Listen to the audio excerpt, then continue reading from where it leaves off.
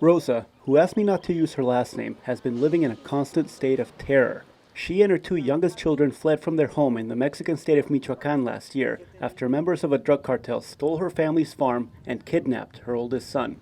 Now in Tijuana, Rosa still pays a monthly ransom of $60 a month to keep her son from being tortured. Vivo aterrorizada día a día con mis hijos que en cualquier momento puedan saber dónde estamos. No soy una delincuente, no. Rosa says that the cartel knows that she and her children are in Tijuana, and she's terrified at the thought of being found.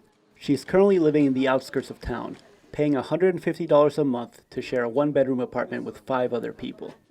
She's waited nearly a year for a chance to request asylum in the U.S. That delay is caused by Title 42, a public health order from the Trump era that limits access to asylum seekers. Pues es miedo andar aquí en Tijuana en la calle y que esas personas que nos hicieron daño nos encuentren, y pues de ahí en El Chaparral yo me sentía más segura. Rosa says she felt much safer living at El Chaparral, a makeshift migrant camp near the San Ysidro border crossing that was abruptly shut down by Tijuana authorities in February. For months, she lived in this tent community with hundreds of other asylum seekers, mostly from Mexico and Central America.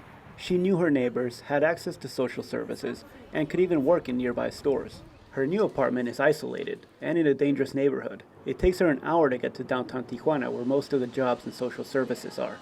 Pedro Rios is an advocate with American Friends Service Committee.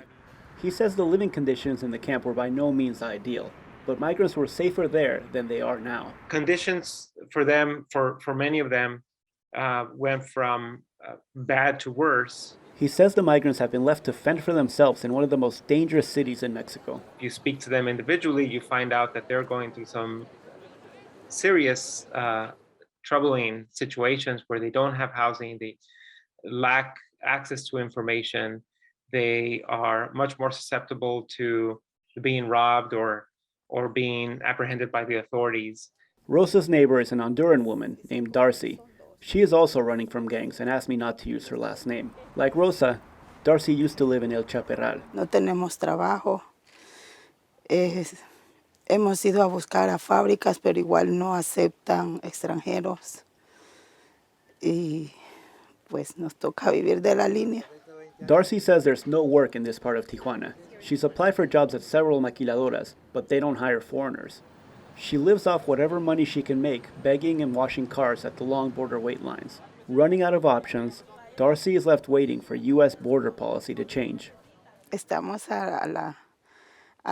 esperando siempre. Siempre estamos con la ilusión de que nos van a decir, ya necesitamos tal cosa para poder cruzar o qué sé yo, o alguna fecha, alguna esperanza, pues.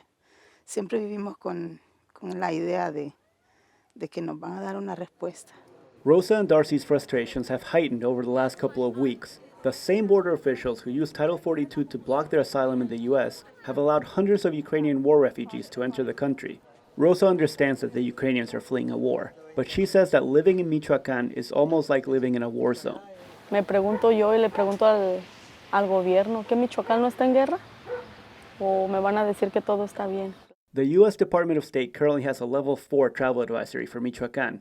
It is the highest level, and advises people to not travel there because of crime and kidnapping risks, the same thing that Rosa is fleeing from. After a year of waiting and living in constant fear, Rosa feels abandoned by both the American and Mexican governments. Ya un año y viviendo con este temor aquí en nuestro país y no darnos una respuesta es muy difícil y la verdad sí me siento olvidada por las autoridades. Gustavo Solís, KPBS News.